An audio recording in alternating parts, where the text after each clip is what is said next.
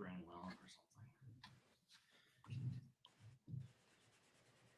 Welcome to The Professional Artist. I am Echo Chernick, and with me is guest April Solomon. Hey, how's it going? And thank you for joining me, April. Oh So my gosh, you are my pleasure. all the way down in Laguna Beach, in California, Mm-hmm. Yep, and born and raised. And tell me about your art. What sort of illustration do you do?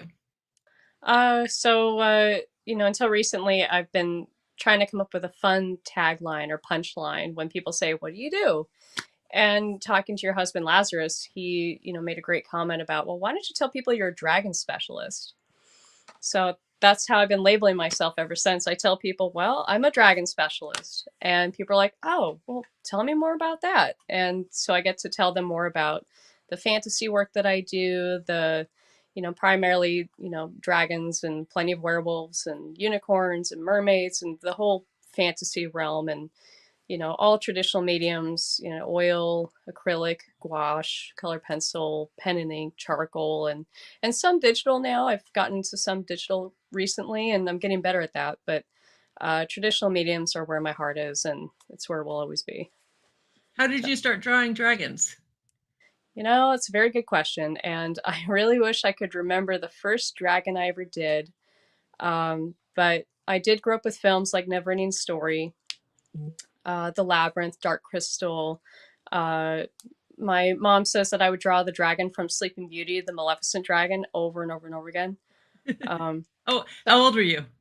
I remember drawing, like passionately drawing, when I was in kindergarten. So that was around 6 years old, but I can recall always drawing, always painting, like from forever ago. And it's just like, it was something that I loved to do, and people saw me doing it well. And so, I'd have kids in class, like, ask me to draw them things. And otherwise I was completely invisible to the rest of the class. Unless it's like a drawing assignment, then I'm the one that everyone comes to for me to save them from a bad drawing. I'll draw it for you. But yeah, it's always been, something that I've loved to do. My dad is an artist, a really well-known artist, a watercolor artist who had been showing at the Festival of Arts for 35 years in a row. And he traveled the world and did plenty of plein air paintings. He achieved a lot in his career. And so my family was just always supportive of me becoming an artist. And my mom, not an artist, but super supportive, was always encouraging me to draw and paint. She'd buy me all the best materials. My dad had paint supplies galore. And my dad had all the books from Sargent to, Frank Frazetta and, Norman Rockwell. And, he had a plethora of, wonderful art books for me to look at and be inspired by. But yeah, I've always just been immersed with art. I grew up in an artist town. I had a family that supported me, that never said, "Well, don't you want to get a real job and make money?" And I've heard, we've all heard that, the typical, like, "Oh, you're not going to make money with that. You should, become a plumber or something." I don't know. So you're sort of cursed from the beginning to be an artist. Yeah. Right? Did you travel with him and go to art shows? When I was a kid, I did. He doesn't paint really anymore. He had a stroke about 2.5 years ago, so he has a hard time picking up the brush and painting unless I'm there, my sister's there to encourage him, and then he'll start painting. But yeah, I did a lot of shows with him. And even when I was little, when my dad was showing at the Festival of Arts, I would, as just a little kid, I got this cardboard box and I got all my drawings and my pens, and I would put art for sale, and I would take the box around the festival and like set up shop and sell my artwork for like $1. And the security guards hated me because they're like, "You can't sell here, you gotta move along." And so I just pick up my box and I just move over here and then just sell my art over here. And yeah, they just hated me. But the artists just relocate a little bit, right? I just relocate. Yeah, I'll go over here, I'll go over there, and But that was my earliest memories of traveling shows. Technically, I'm not in the same spot. I'm over here now, and now I'm over here now. So. Yeah, I'm over here. Aw, your dad sounds like a really good influence on you. Oh, And then, immensely. when did Yeah. you decide you wanted to go to art school to be an artist? So it was always like, you know, when you're little and you have a dream to become a really great artist, you think, well, of course I'm going to go to art school and I'm going to study my butt off and do well. Um, and so the Laguna College of Art and Design, that was where I got my degree and bachelor's in illustration. And I kind of cherry picked my own classes because when you go there, they have a set course of classes they want you to take.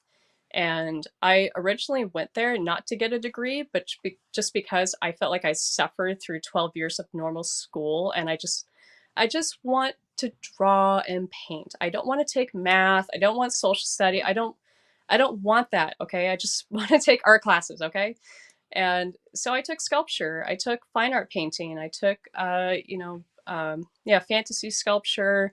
I took watercolor classes, oil classes. You know, I took every class that I wanted, anything I wanted. And then 4 years later, my teacher, Mike Savas, he says to me, "Hey, April, I noticed you're not going for your degree." And I was like, "No, I'm just here to take classes." And he's like, "Well, if you took this and this class, you'd only take 2 years and you could have your bachelor's degree." And he put it in such a kind and very just made so much sense to me that, okay, if I technically enroll myself to get a degree, it would only take 2 more years and then I'd have my bachelor's. And so I said, you know what, Mike, you're right. So yeah, I decided to go in for my bachelor's, and 7 years later, I'm, you know, what's your husband doing? Oh, he's having problems seeing the feed, but Bob Eggleton just commented that he can see the feed. So Oh, okay. apparently, hopefully everyone can see the feed. But hi, Bob. So Bob can see the feed. So Oh, good. hi, Bob. Hey, So Bob. Bob Eggleton's on with us. So he is going to be on the show with us next week, talking about Yay. his passion projects. It's not your turn yet, Bob. Love you, Bob. He's the guest next week. So That'll be a good one. not your turn, Bob. But we'll talk about Godzilla next week. But right now we're talking about dragons. Yeah, it's dragons this week, Godzilla next week. Dragons this week, Godzilla next week. Oh my god. But did you have any questions for April, Bob? Any questions for April? Since you're in the audience? Maybe he has a good question for you. You have to read it to me because I can't see it. I know. I'm waiting for him to see if he can write a question for you. He's going to come up with a doozy, I bet. Oh, I'm sure. Anybody else has any questions for April, write them in the chat. He's on our YouTube channel, which is YouTube/Echo Chernick. And we're also on public radio station. And how large is that sulfur dragon piece? That is the question he's asking on the YouTube channel. That is 3 feet by 4 feet. 3 feet by 4 feet. What did you paint it in? You said you work It in was gouache? oil on clayboard, ampersand clayboard. Oh, I love clayboard. I remember when that came out. It's fun. Yeah, it Yeah. soaks up the paint, but I love it. It's super smooth. You can scrape it away, the clayboard. And Yeah. everything. And that's what I like about the clayboard. I remember they were giving out the samples when it came out, and you could if you've never worked with clayboard, you can really scrape it away, and you can add layers to it. It soaks up the paint. You could really do like really cool things with clayboard. So It's even sold as a collage medium too. Yeah. You have any more tips for using clayboard? I mean, can you like seal over it or anything, or? I haven't tried sealing. Well, I did use a gamvar on top of the oil to protect it. But I'm sure you could use anything. You could scrape it with an X-Acto blade too, to like scrape right down into the clay. It's really cool. I love that. I know. So he said he saw a picture with you next to it, and it looks humongous. Oh. He said huge, but I'm gonna say humongous because it looked huge. So, and you did the piece. You did is this the one for the Dragon Con art show that you did, or is this a different one? Yeah, the Sulfur Dragon, that was done when I was just graduating Laguna College of Art and Design, Okay. and we had to come up with a senior port project, and I wanted to do a periodic table of dragons. Oh, Um, cool. and yeah, and just use the elements of sulfur, arsenic, copper, mercury, and just but then like do the research of each element and learn about its not just its properties, but learn about its origins and its uses, and then implement that into the dragon instead of saying, well, I want to do a gold dragon, make it shiny. I wanted to learn about what does gold relate to, what's its history, its uses, really like bring out the characteristic of that element. And Sulfur Dragon was like I looked into the origins of where it's used, and it burns blue, and it's used to germinate the ground and create growth in plants, and it's used for jokes, and you'd throw a sulfur bomb in the middle of class and then it would stink up and then we'd all have to leave class. And you remember those sulfur egg bombs? They're in those glass tubes. Do you remember that? No, I don't. No? I mean, I know it stinks, but I don't remember the egg Yeah. bombs. Well, they used to make them, and one kid threw it in the middle of like, I think it was like home ec or something, and the whole room stuck up like sulfur eggs, and we all had to leave. So that was good. Wow. I remember Yeah. somebody Oh, broke off a piece of white phosphorus in my class and it was like burning and everybody had wow. to evacuate. So that's bad. So, but I don't know if you have Whatever a it white took to get phosphorus dragon. Yeah, whatever it took to get out of science class, right? Mm-hmm. So a white phosphorus dragon would be pretty harmful, I think. Yeah, that's you look at the phosphorus element, and there's a lot of like dark history and great uses, but some dark history surrounding it, which can only make a dragon, I would assume, to appear more deadly. And you have fun designing that when you look at phosphorus. Yeah, because they can stay like what in water, but then as soon as they come out of the water, they burn. And I don't know. I Yeah, don't know a something lot like about that. phosphorus, something like that. Yeah. So, are they on your website? Yeah, they're on my website. I have it divided into illustration, fine art. It's aprilsolomonart.com.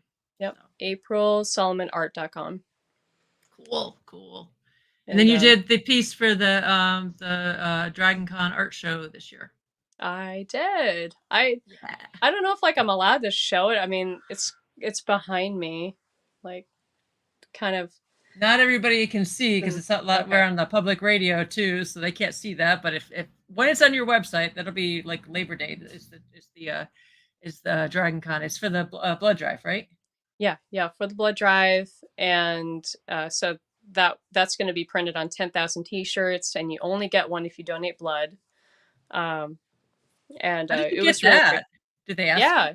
You? So, and I'll bring the original with me when I go to Dragon Con this year. I can see it. If you're on the YouTube channel, you can see it. Yeah, So, right. Bob, do you see it? Do you see the? I see the original. Like there. Yeah. Right back there. So I'll be at Dragon Con, so I'll see it then. That's exciting. So that's super cool.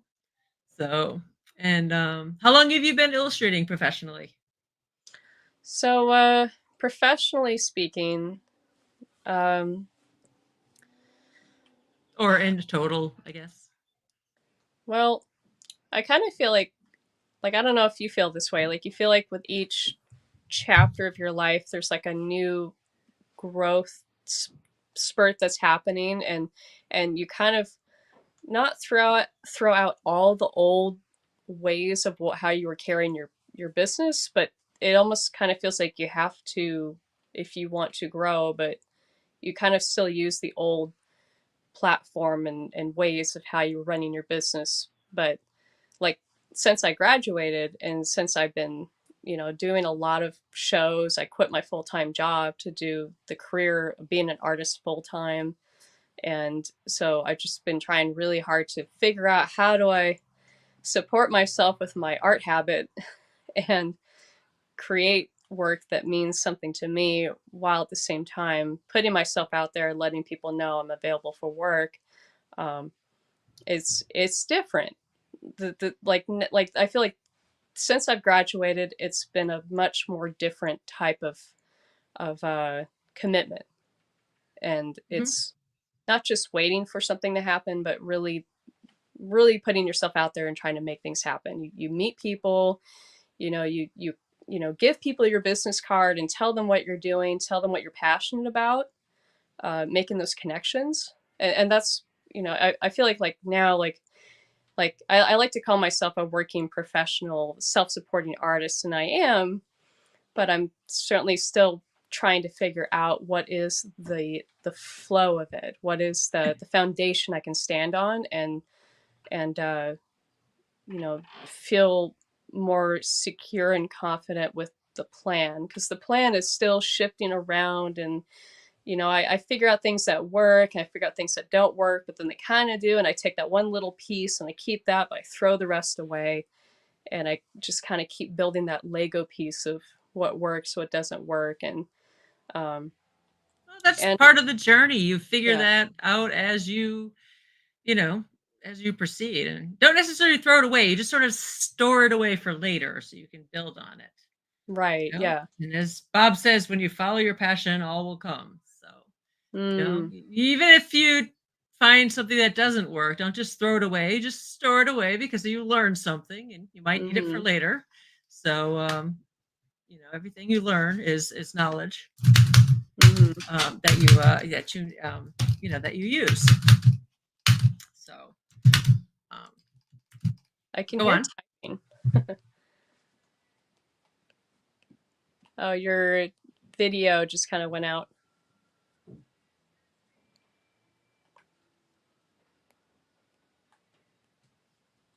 Can you still hear me? I can't hear you. I don't know if you can hear me.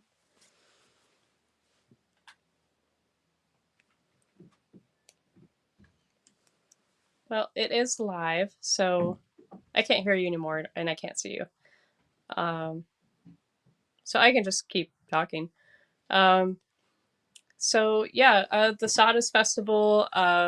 That was that's an art show that's going to be happening during the summertime, and um, it's going to be going on for 3 months. So I can't see. Okay, so it's all me now, right now. Okay. Um, so yeah, I'll just talk about the Sawdust Festival for a minute until Echo gets back. It's a 3 month long art show in Laguna Beach, and you have to build your own booth from scratch. And what that means is you have to put the posts in the ground. Um, you have to build up the wall.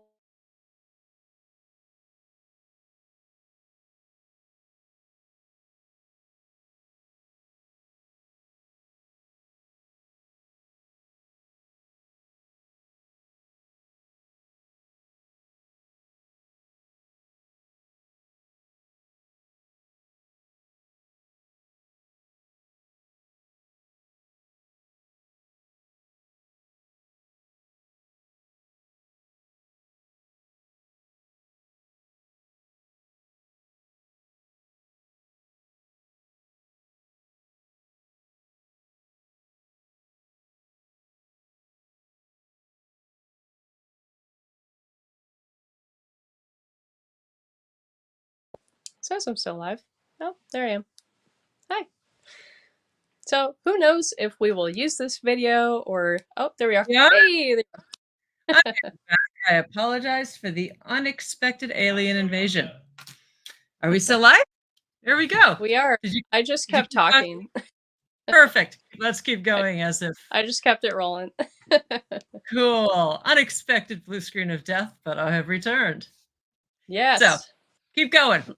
Okay. So, as we were talking about on the journey of life, we get interrupted by things we don't expect, like the occasional blue screen of death. So you just keep rolling with it. That happens in art as well as it does in life. So, what were we talking about? So I jumped back into the Sawdust Festival and was talking about that you have to build your own booth. You have to put wooden posts in the ground and build up the walls, set up the drywall, and you have to paint the walls. Um, and it's a 12-foot high space with, I've got 3 walls to work with, and I'm right at the entrance. So when you walk in, I'm booth 111, which is a really good number, 111. Oh, that's a great number. That Oh, was actually perfect. also the birthday of Bilbo Baggins when he turned 111 years in Lord of the Rings, in the first book of the trilogy. And it's a prime number. It's the number for the flower of life. It's a very good number, so I'm happy about that number. That's a perfect number. So Yeah, yeah, I've never had to build an outdoor event space like that. I know like some artists do the outdoor event spaces for a couple months at a time, like for the festivals and things. Like Ruth Thompson does like the outdoor event fairs for like several months, and you rent the space, and then you got to build like the mm-hmm. the whole thing and everything. And that's you know exciting, but that's like a full-time job for a few months. It is a full-time job. I got to be there from 8 a.m. to like 9 p.m. Ooh. 3 months. Are you gonna And have any so helpers, or is it just you? I will have helpers, thankfully. My sister and my niece, they said they're willing to help me and boost it for me for like a few days if I need them. And then I won't be there, near the end of August because there'll be a Dragon Con, so I have to find a booth sitter then. And Gen Con, you're gonna be at Gen Con as well. And I'll be at Gen Con, yeah. Yep. So Exciting. and Yep. Because we'll have our Dragon Scroll at Gen Con, which we'll is gonna have be our pretty Dragon cool. Scroll. Yes. No, Yeah. I so grateful I got to work on that project with you, Echo. It was just so awesome. I can't So wait. They went with the full 11 or 12 feet long Dragon Scroll, by the way. that's gonna be amazing. Oh my yeah, I gosh. originally designed this giant Dragon Scroll to be like 12 feet long, and they said they didn't want to do it that big, and we were going to make it smaller, because I like to work big. And they're like, oh no, Mhm. it can't be larger than 8 feet. And then they saw it at the full size, and they're like, no, it must be that big. And no, it's going to be that big. So, oh, I can't wait to see how it looks when it's done. So yeah, No. it's going to be so Yes. much fun. So you're going to be signing Dragon Scrolls hopefully the whole time. So I can't wait. I'm so excited. I can't wait to see it like full length, like the 12 feet that it is. It's gonna be so freaking killer. oh, we need to wrap it around and sew a dress out of it. It's going to be amazing. Yeah, we should wrap it So. around just like a toga. I know we'll make toga dresses out of it. It'll be so cool. Yeah. Always, Toga scroll. always get samples of absolutely everything that you have published. I can tell you to, anything they make, they print your art on. Get samples of it all, even if it sounds crazy, so that I have samples of pretty much anything I can get that has my art on it. I bring it home and keep it.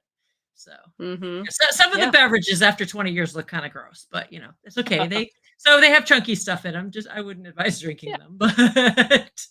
Not quite like So, boba, but yeah, it's chunky. Just Athena says that they're just getting started and want to know if they have any advice for a good best practice tip or pitfall to be aware of, and if you have any networking tips for them.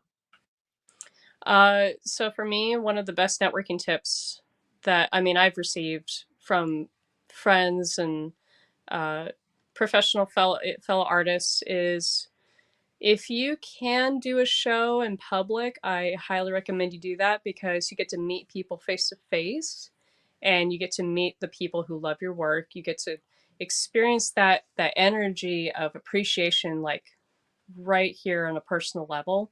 Because for me, like when I make sales online, it's wonderful. It's great. I didn't have to go and physically set up a booth and be there for 3 days, but that relationship that you build with people when you meet them personally and you shake their hand and you build up that mailing list, there's a lot of power in showing up personally and meeting people face to face.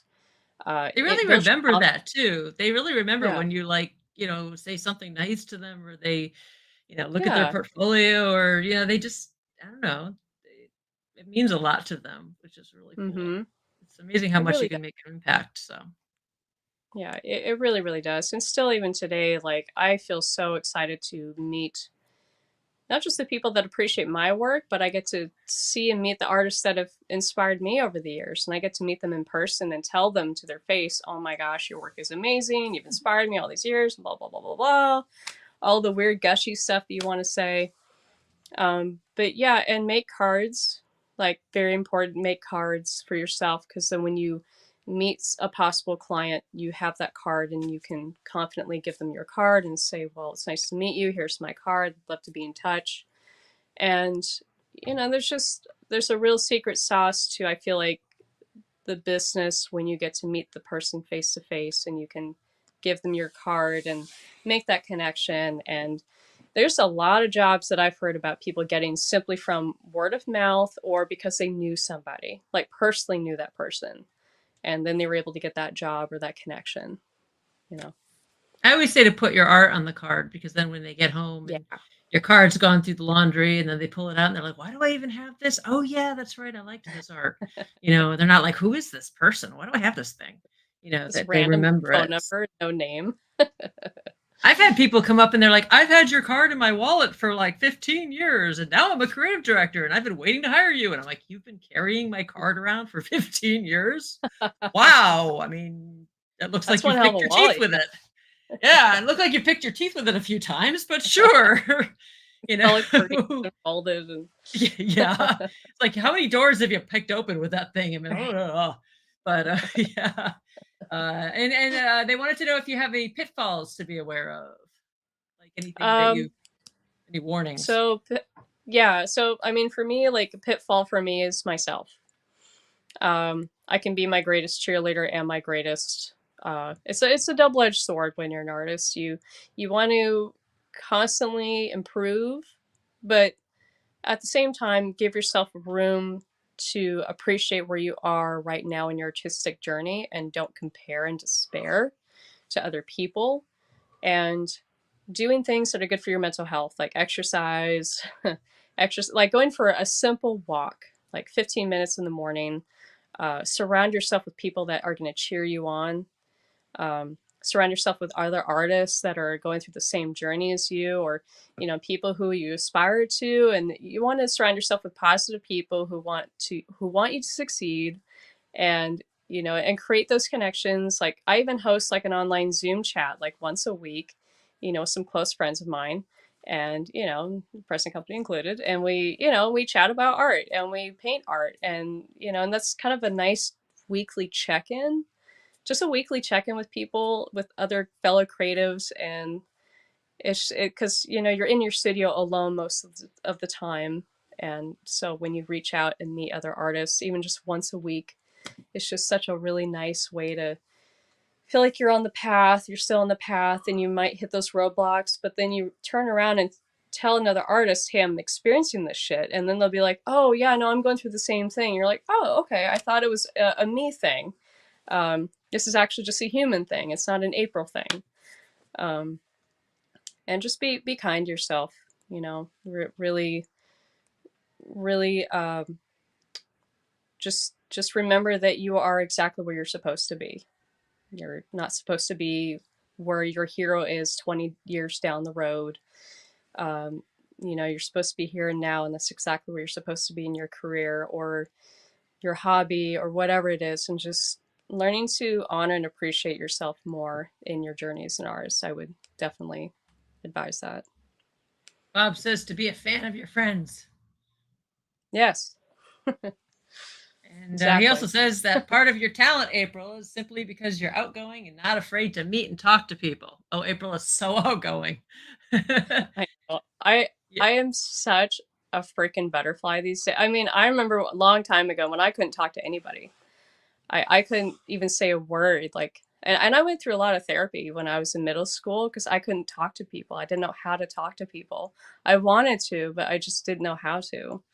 So if I was literally to take a screenshot of me now and then show it to the April at the age 14, she would have been like, that's not me. There's no way. Not a chance. You didn't have very many friends back then? I was just such an outsider among outsiders among outsiders. Just Really? didn't fit in anywhere. Yeah, I fit in with the Rebels and the Misfits. That's where I fit. Um, and and even then, I still felt just not a part of. And I went through my goth stage, which I'm so happy to see goths coming back now. Have you seen the '90s goth look coming back? I'm so thrilled.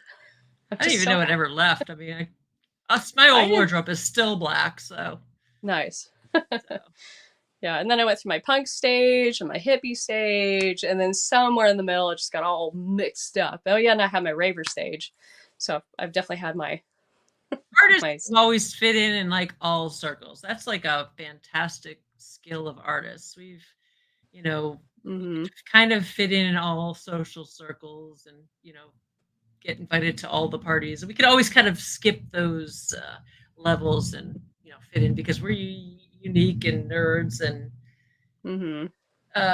always kind of weird. And so we can get into places that normally, Yeah, you know, we're because everywhere. we're everywhere. Know, we're enigmas.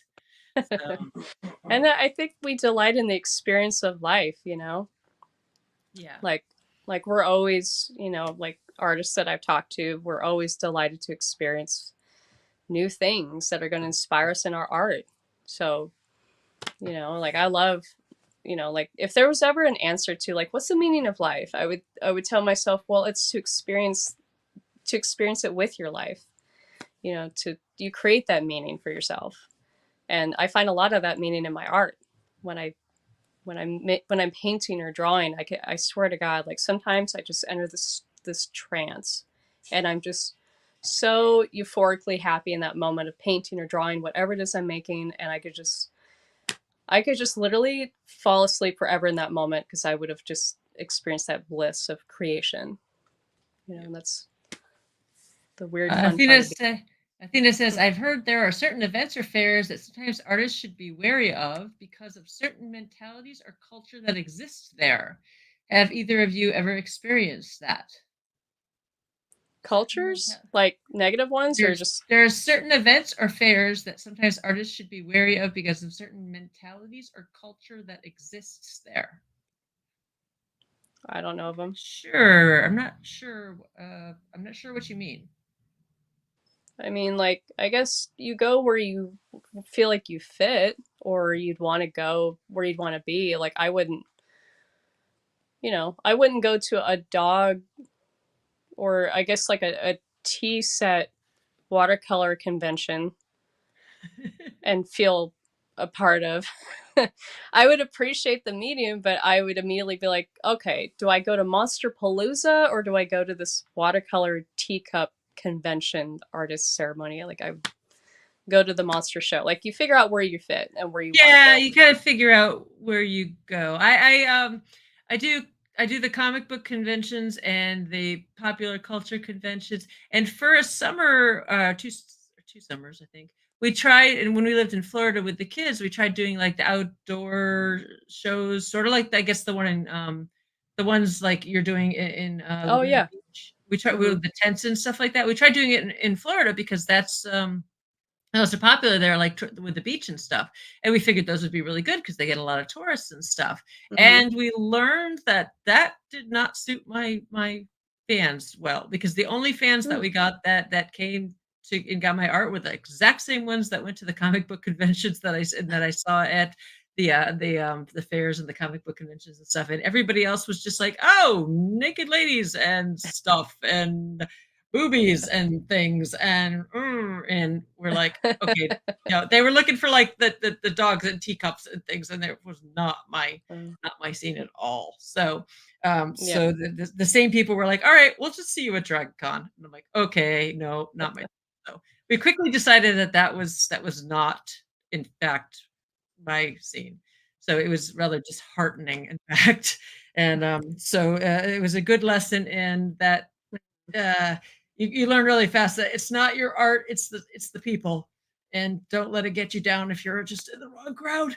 And it's not your Yeah. art. Sometimes you're just in the wrong place, and you should just make Hmm. sure you're in the right place. And it's don't let it get you down.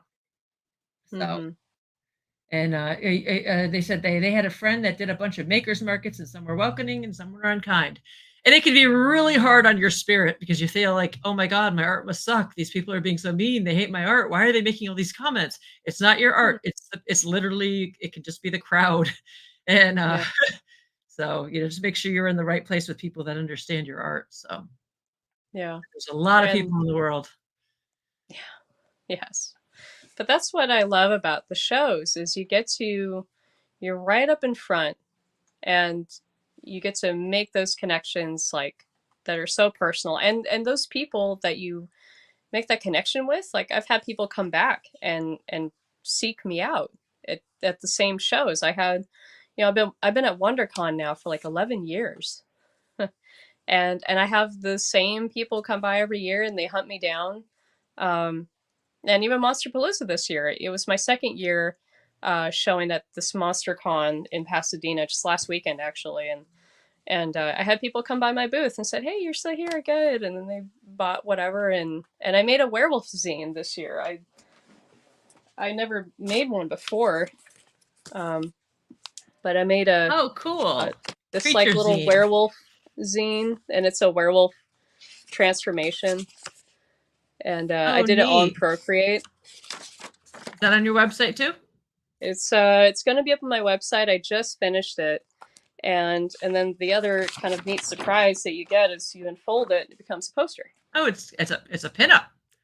Yeah, so Of you a can do a werewolf. pinup poster, or or make it into a book again. But and I made buttons. I made the werewolf buttons to go with the zines that I clicked on Oh, here and cool. put it in the and Yeah, people there's love these. no So limit to what you can make. You just, it's yeah, up to your try imagination. new things. I never Yeah. made a zine before. Have you made a zine? It's so easy and so much Nope. fun. Never have. You I'll, know, I'll show you how to make one. It's really that easy. sounds awesome. Yeah, you never know what's going to work. You're just like, oh, I think I'll just do that now. That's what's good about talking to other artists and be like, have you ever done Yeah. this? Let's try it. Huh? Why not? Mm-hmm. And sometimes when you go to shows, you talk to people. I don't know if sometimes you talk to fans or other artists. They're like, hey, have you tried this show out? And you're like, oh, I never heard of that show. And Yep. even if you do this, sometimes even the smaller shows are just awesome because, if they're the right fan base, people are just excited to have you there. They're Mm-hmm. just, they're awesome. So it's not That's necessarily how I the found size out of the show. about the Galaxy Press Publishing, contest was having my booth next to Kim, who was, there promoting the, writers and illustrators of the future. So I never would have found And that out if I hadn't gone to Dragon Con. So I think that's how I met you. I can't remember if I met you before you won Writers Illustrators of the Future, or I'm trying to remember. I was trying to remember if I met you before then, or if that's where I met you. I, Did I I meet you think at we, Illustrators of the Future, or did I meet you there? Because I think your work looked familiar when I saw it, but I can't remember if I met you before you won the Illustrators of the Future or not. So I'm pretty sure that, I mean, for me, at least my memory serves, is that I met you at the first, the Galaxy Press Publishing award yeah, ceremony. I think I'd seen your work before then, though. Oh, Um, cool. yeah, because your work looked familiar. Because so I, as the coordinating judge, I get all of the entrants for the illustrators of the future. They come to me. You entered. Did you enter 2 times before you won, or one It was my time? first time.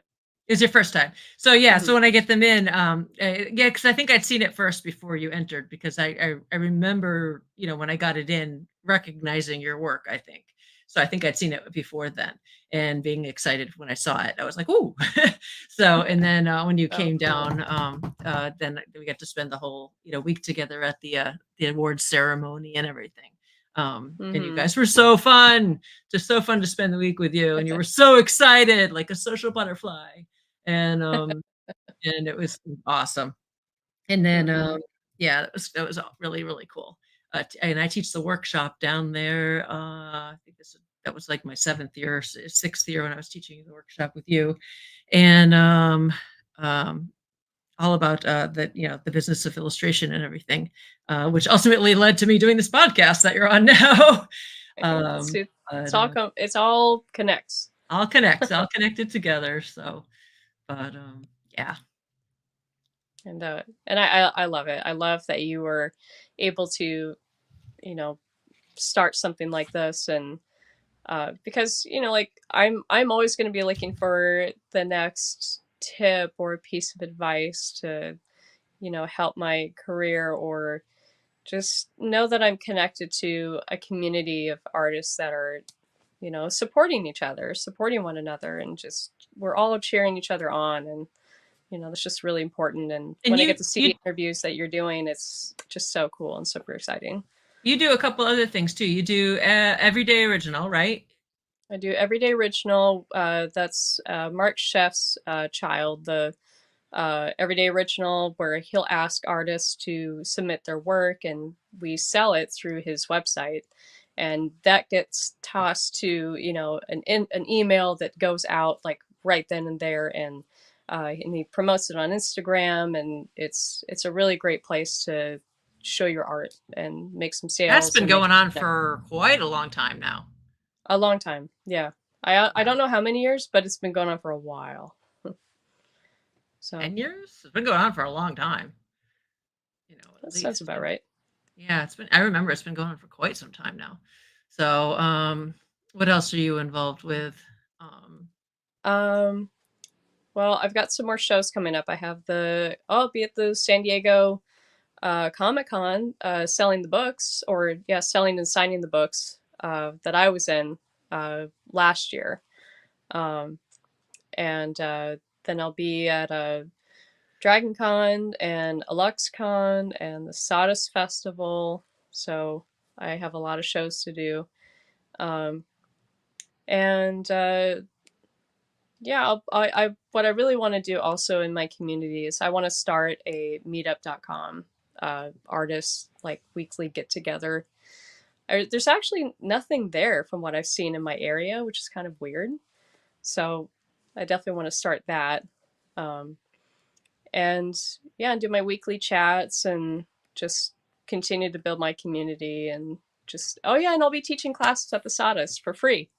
So Ooh, what yeah, are the if you want classes to about? learn how to, yeah, if you want to learn how to draw dragons, gargoyles, sea serpents, or mermaids, I'll be teaching free art classes at the Sawdust this year. So Oh, that'll be yeah. awesome. So, oh, that'll be awesome. Yeah, you got a busy schedule coming up. Yeah. Oh, yeah, yeah. And then I forgot. And then I'm teaching watercolor classes for community education at the Laguna College of Art and Design starting the 20th of this month. And then it goes on for 6 weeks. So I've got one day a week, every Thursday, to help people learn how to paint in watercolor. It's a 3 hour long class. And so I put together the whole curriculum, you know, by myself. And I feel really proud of that because I never put together a curriculum before.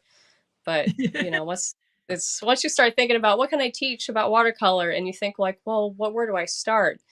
You really, yeah, there's just so much to share. And 6 weeks, not enough time, but I've put together a nice curriculum to kind of make sure that people get what they came for. And, you know, and I'll have three hours every class to show them what I know, and so they can go off and hopefully confidently paint with watercolor, you know, in their own studios or wherever they're going to be. And then Bob says that doing a drawing with you in Hollywood was a highlight this year for him. Oh, So yeah. hopefully you'll join us next year down at the Illustrators of the Future. Have time to come down and hang out. So I will definitely be there because I'm going to be there to support my friend Haley, and she won. She won this year, so yes. Yeah, I'm so proud of her. Oh my gosh, just so thrilled. So I will be there to support her and see all of you, and you know, yeah. it's like so family. I know. So illustrators, make sure to enter the Illustrators of the Future contest every quarter, for sure. And we're almost out of time. So what are all your social media links? Sorry.